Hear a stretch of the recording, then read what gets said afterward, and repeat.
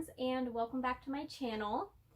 Today's video is slightly inspired by one that Deja, who is Deja Soar here on YouTube and City of Deja over on Instagram, but she posted a video earlier this month, end of last month, now I can't really remember, that was just kind of talking about like her favorite books that had meaning to her or whatever.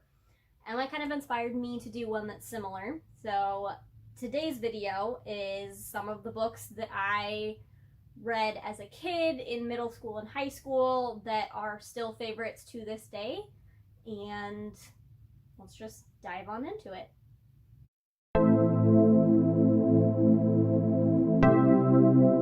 The first books I gotta talk about is Nancy Drew. I actually first read these books so long ago that my name is scrawled in the front with the year 04, which means that I was literally in 4th grade, which actually I do remember that because I remember being really into the books.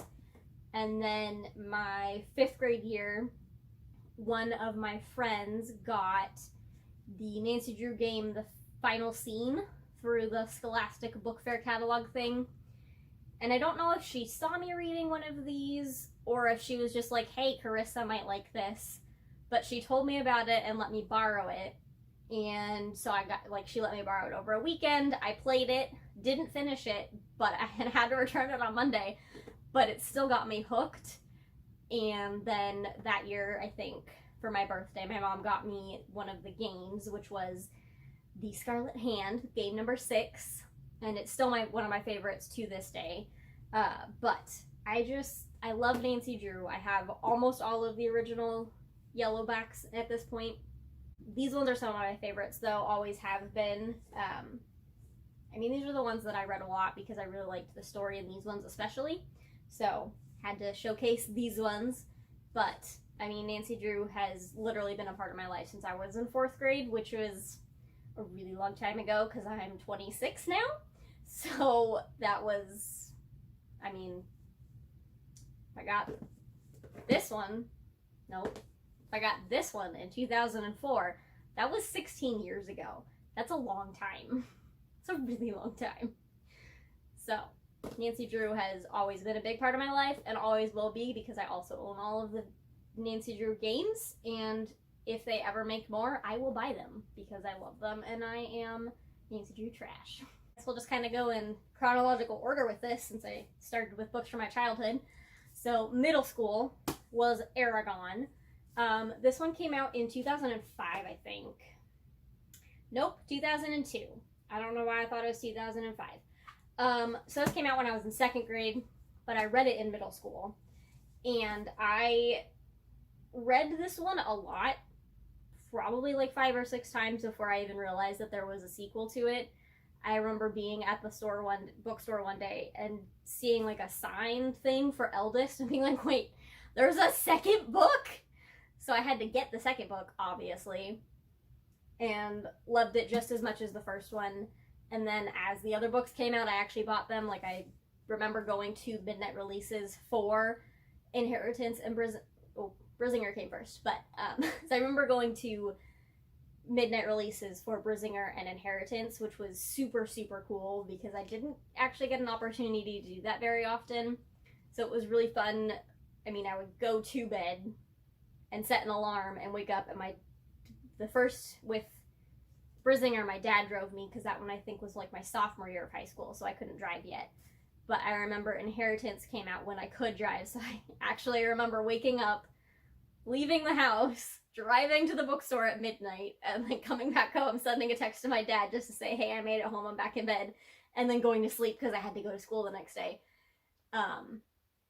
But it just, I really like the series. I like the changes that Aragon goes through over the course of the story because in Aragon, let's be honest, he's kind of he's very young, he's very immature, he doesn't really know what he's doing, he's kind of whiny and seems to expect things to just kind of get handed to him and doesn't really like having to actually work. But by the end of the book, like, he's literally saved everybody. He has matured so much, and I just love the character development in it. And so Aragon is always a favorite, and you can bash it all you want, because I know there are a lot of people that don't like it. My sister doesn't really like the other books. She thinks that they're too long, but I love Aragon and always will. Then we've got Pride and Prejudice. I read this one my freshman year at the beginning of the school year for a book report, and I got to Darcy's first proposal, which I'm trying to find so I can show exactly how far I made it in, because it was not long. Okay, maybe I made it farther than I thought I did.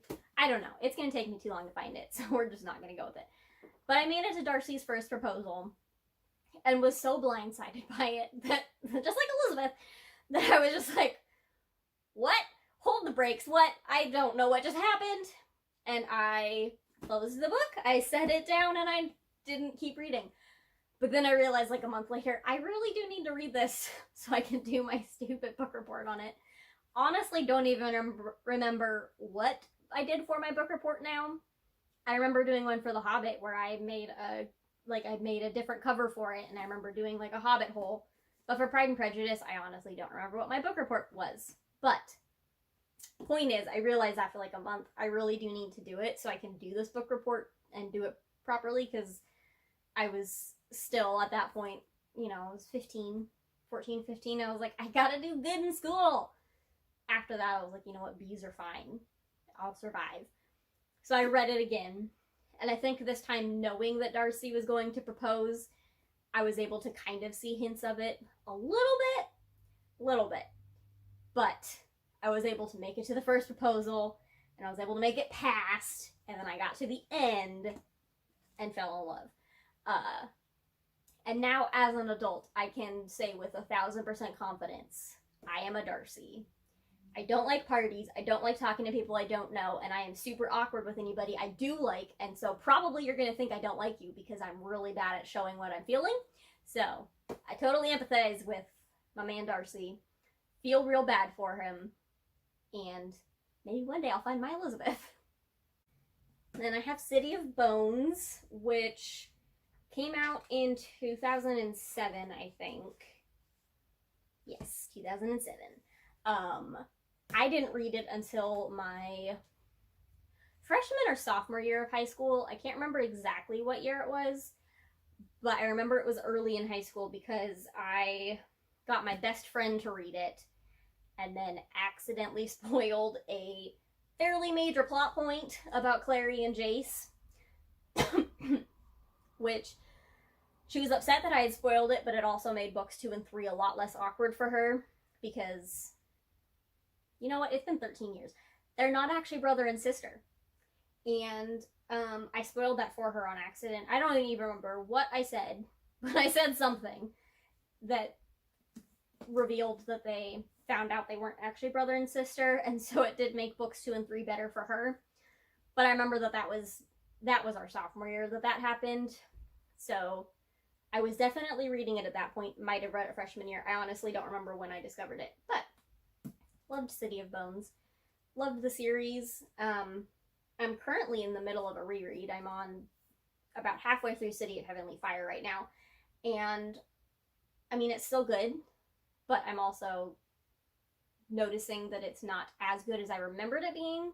I think some of the other series are better, and maybe that's just because this is the first one, and so she was still kind of trying to figure out her writing style and all of that. And also I've heard that it was based on a fan fiction, and maybe that's part of it too, is because it wasn't a fully original idea. I don't know, but I still love City of Bones. I still love the Shadowhunters world and the series, and it's a comfort read for me, honestly. Like, I've read it a lot. I know the characters very well, and I know the plot very well, but I still love coming back to it and reading it again and again. And then another one was The Mists of Avalon. It says yet another high school read. It's a retelling of King Arthur that focuses on the women in his life who made him who he is. So his mom, his sister, and his aunt are kind of the main ones.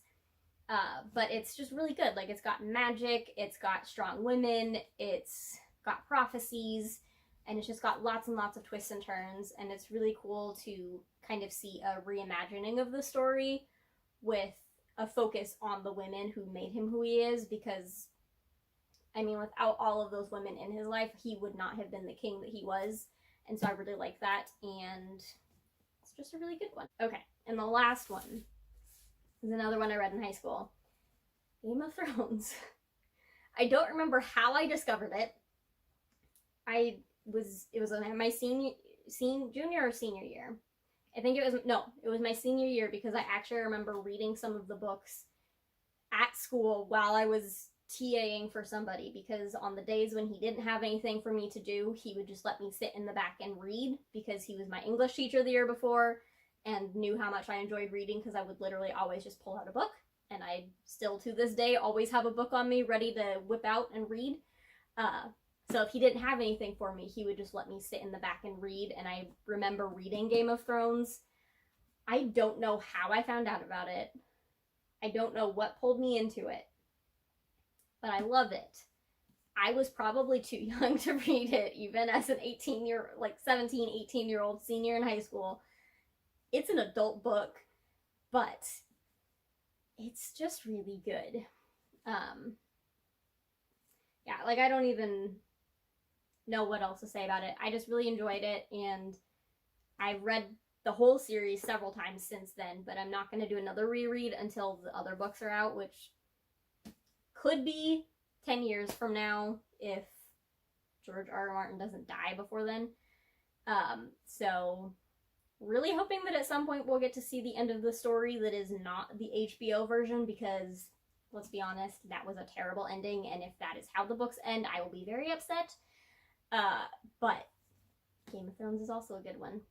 So those were some of the books that I read a lot when I was a kid, and as I grew up, and most of them I still reread to this day because I am a chronic rereader.